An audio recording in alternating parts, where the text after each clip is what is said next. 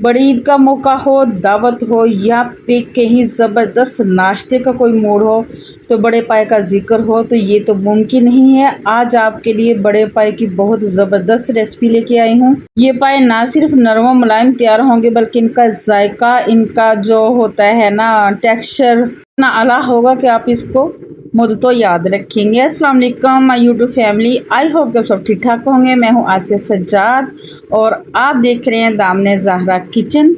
तो चलते हैं आज की ज़बरदस्त सी रेसिपी की तरफ, बिना स्किप किए आपने सारी देखनी है। तो यहाँ पे मैंने कुकर में लिए हैं 1.5 kg पाए। इनको मैंने अच्छे से धो के फ्रीज़ किया हुआ था, अब दोबारा से निकाला है, एक दफ़ा धो लिया है। और इसमें मैंने 3 प्याज के स्लाइस डाले हैं रफली रफली मोटे से कट करके। और अब मैंने इसमें डाले हैं खड़े मसाले, जिसमें है 3 अदद बड़ी वाली काली इलायची, ठीक है, 2 फूल है बादियान के, 6 से 7 लौंगे हैं और 2 छोटे छोटे टुकड़े हैं 2 से 3 यानी कि दालचीनी के, और 6 से 7 कलियां हैं इसमें मैंने शामिल की लहसुन की, ठीक है। ये आपने साबुत ही इसमें शामिल कर देना है। और अब इसमें डालेंगे मसाले, जिसमें 2 टेबलस्पून है भर के मैंने लिया धनिया पाउडर, ये मोटा मोटा कुटा हुआ धनिया है। 2 ही टेबलस्पून इसमें डालेंगे सुरख मिर्च पाउडर, और 1 टेबलस्पून मैंने इसमें डाला है नमक, 1 टीस्पून शामिल करेंगे हल्दी, और तकरीबन 2.5 लीटर हमने इसमें शामिल करना है पानी। व्यूअर्स, आपने पानी खुला डालना है, पानी कम नहीं डालना, ठीक है। 2.5 लीटर से ऊपर ही थोड़ा सा हो जाए, कम ना हो।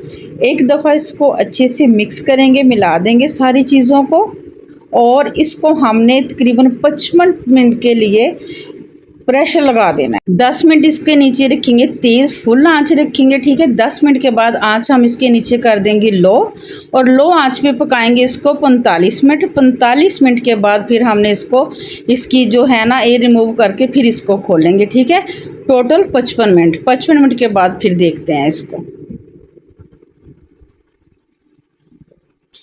तो यहाँ पे व्यूअर्स 55 मिनट हो चुके थे, मैंने इसकी एयर रिमूव कर दी थी, आंच बंद कर दी है।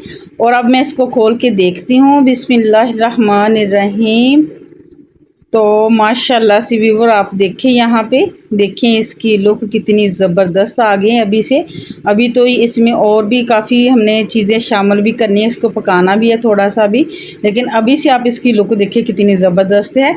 और मैं आपको चेक करके दिखाती हूँ कि ये कितने सॉफ्ट हो गए हैं व्यूअर्स। ये मक्खन की तरह नरम और मुलायम बनेंगे, बिल्कुल मुँह में घुल जाने वाले। आप इसको नान के साथ भी खा सकते हैं, रोटी के साथ भी। ये बहुत बहुत ज़बरदस्त बनते हैं ये वाले, ठीक है ना। आप देख सकते हैं ये कैसे, ये देखें कैसे ये बोन से अलहदा हो गई हैं और कितनी ज़बरदस्त हैं।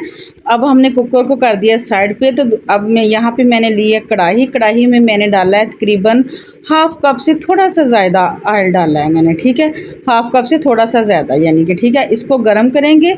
गर्म करने के बाद फिर व्यूअर्स हमने क्या करना है कि जो बोटियाँ हैं ना वो हमने निकाल के फ्राई कर लेनी है। ऑयल को आपने तेज़ आंच पे गरम कर लेना है, ठीक है व्यूअर्स। और जो सारी बोटियां आपने केयरफुली से इसमें शामिल कर लेनी है, डाल लेनी है, निकाल के सारी यखनी आपने लैदा कर देनी है और बोटियां सारी निकाल लेनी है। और हमने बोटियों को फ्राई करना है 10 मिनट। 10 मिनट तेज़ आंच पे हमने इसको फ्राई करना है, ताकि इसमें से कोई भी स्मेल वगैरह ना रहे। इसकी जो कुर्बानी के गोश्त की मखसूस सी स्मेल होती है वो भी ख़त्म हो जाएगी।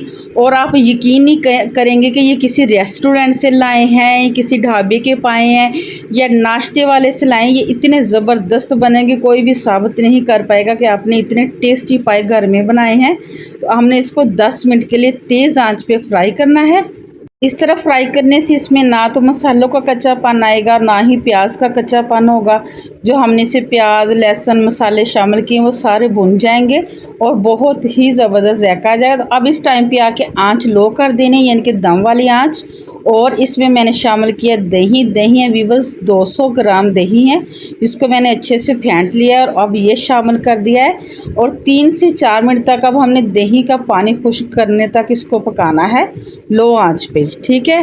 तो व्यूअर्स इस टाइम पे आके अगर आपको मेरी रेसिपी पसंद आ रही तो प्लीज़ लाइक शेयर ज़रूर कीजिएगा। चैनल पे नहीं है तो चैनल को सब्सक्राइब अपने लाजमी करना है, और एक प्यारा सा कमेंट तो लाजमी देना है आपने कि आपको ये रेसिपी कैसी लगी।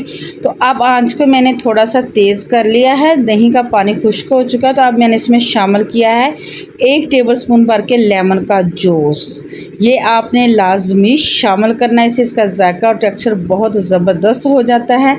लेमन जूस शामिल करने के बाद अब हम इसमें डाला है मैंने 1 टेबलस्पून भर के काली मिर्च और 1 ही टेबलस्पून इसमें मिक्स मसाला शामिल करेंगे, जिसमें जायफल, जवत्री, ज़ीरा, लौंग वगैरह होते हैं ना, वही वाला गरम मसाला।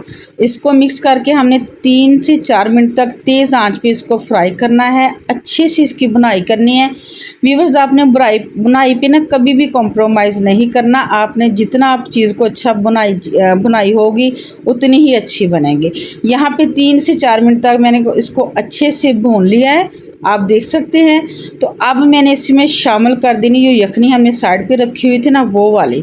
इस टाइम पे आके अगर आपको व्यूअर्स शोरबा ज़्यादा चाहिए हो तो आप ज़्यादा और पानी शामिल कर सकते हैं, वरना ये इनफ है, ज़बरदस्त है। बिल्कुल इतना ही शोरबा इसके अंदर जाता है। ये 1.5 kg पाए थे तो हमने तकरीबन इसमें 2.5 लीटर ये पानी डाला था। अब इसको मैंने 10 मिनट तक दम वाली आँच पर रख देना है। 10 मिनट के बाद फिर मैं आपको इसको डिश आउट करके दिखाऊँगी, ठीक है।